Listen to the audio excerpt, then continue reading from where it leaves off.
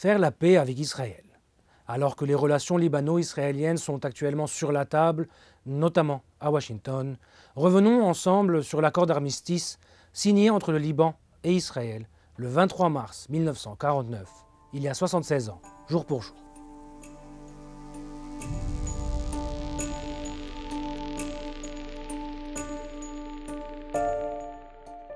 Le 29 novembre 1947, l'Assemblée générale de l'ONU vote le plan de partage de la Palestine, préparé par une commission onusienne aux grandes dames des Arabes palestiniens et des États arabes, qui avaient demandé une indépendance pure et simple et la fin de l'immigration juive.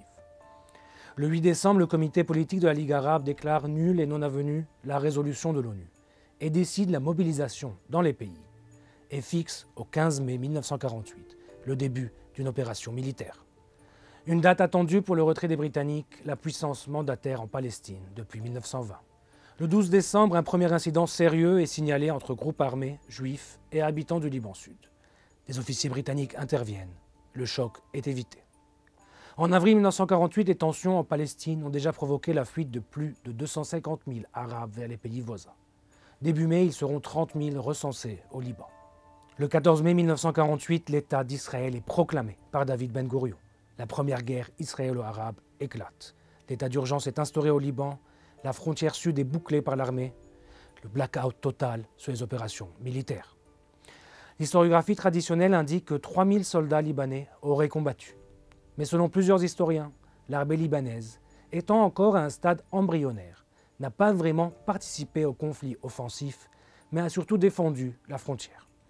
La plupart des Libanais combattants en territoire palestinien étaient des volontaires qui ont rejoint l'armée de libération arabe commandée par Fawzi el-Kawoukji. En octobre 1948, l'armée israélienne fait la conquête de la Galilée, expulsant vers le Liban des dizaines de milliers de réfugiés palestiniens. Dans la foulée de son avance, elle pénètre au Liban et occupe toute la partie du Liban Sud, voisine du Doigt de Galilée, jusqu'au Litanie. Le 7 janvier 1949, un cessez-le-feu est décrété par l'ONU et met fin aux hostilités. À la demande du médiateur de l'ONU, Ralph Bunche, des contacts militaires se déroulent entre Libanais et Israéliens à partir du 14 janvier 1949 à Rhodes, en Grèce. Mais le Liban refuse de négocier tant qu'Israël n'a pas évacué les 13 villages occupés au Liban Sud et attend surtout la fin des pourparlers entre l'Égypte et l'État hébreu. Le 23 février, les Égyptiens et les Israéliens se mettent d'accord. Beyrouth accepte de négocier, mais demande que ce soit fait à Naoura. Le 23 mars 1949, un accord d'armistice est signé entre les deux pays. Le colonel Toufi Salem, le capitaine Joseph Harb et Mohamed Ali Ahmedi, conseiller juridique, représentent le Liban. Comprenant un préambule, 8 articles et une annexe, la Convention d'armistice général libano-israélien stipule notamment l'arrêt de toute action agressive par l'une ou l'autre partie, l'interdiction du viol des espaces terrestres, aériens et maritimes, l'autorisation dans la zone de la ligne de démarcation uniquement d'effectifs défensifs, l'échange de prisonniers et la création d'une commission mixte présidée par un officier de l'ONU. L'annexe précise que chacun des deux pays ne pouvait pas compter parmi ses effectifs plus de 1500 militaires entre officiers et troupes dans la zone frontalière. Du côté libanais, à partir de la ligne générale El-Qasmiye, Nabatiye, Tahta et Hasbaya, et du côté israélien, au nord de la ligne générale, Nahariya, Tarshisha, Jish, Marous. Selon l'historien Henri Laurence, la commission d'armistice tripartite va siéger régulièrement dans une atmosphère courtoise, avec une volonté commune de régler à l'amiable les différends locaux, notamment la réunification des familles palestiniennes. Officieusement, la commission ferme aussi les yeux sur les juifs libanais et syriens qui émigrent vers l'État hébreu à partir du Liban. Si l'on compare avec les autres lignes d'armistice, celle séparant le Liban et Israël est relativement calme, le Liban ayant interdit la présence de réfugiés palestiniens à proximité de la ligne d'armistice. Il faut également prendre en compte la protection française. Pour Israël à l'époque, l'alliance avec la France, alliée durant la crise du canal de Suez, est vitale. Et elle contient implicitement des garanties de protection du Liban de toute aventure israélienne. Dans les années 1960, deux éléments vont venir perturber la situation du Liban.